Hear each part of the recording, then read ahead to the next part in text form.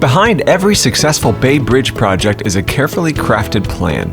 For the eastbound deck replacement project, it all starts here, off-site, where precast deck panels are fabricated to perfection.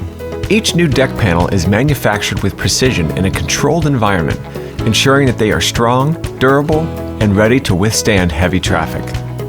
Once the precast panels are completed, they're loaded onto barges and shipped directly to the worksite. Traveling by water from the casting yard in Curtis Bay, these panels make their way to the bridge, ready for installation. As night falls at the Bay Bridge, construction crews spring into action.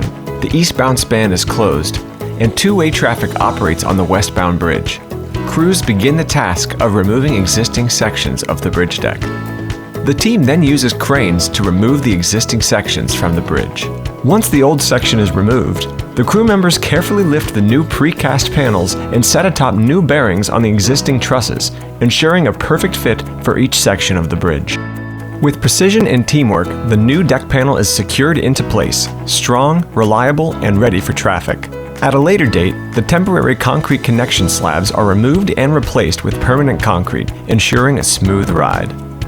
By the time morning comes, the bridge is back open, with a fresh section in place, ready for the day's commuters. As part of the Maryland Artificial Reef Initiative, the MDTA is recycling the eastbound Bay Bridge deck panels removed during this project. These deck panels are being deposited at the existing Hackett Point Artificial Reef, which is located in the Chesapeake Bay southwest of the Bay Bridge. The artificial reef creation will improve recreational and commercial fishing and will assist in jump-starting benthic growth of organisms, such as oysters, that ultimately leads to ecologically functioning reef complexes that support fish populations.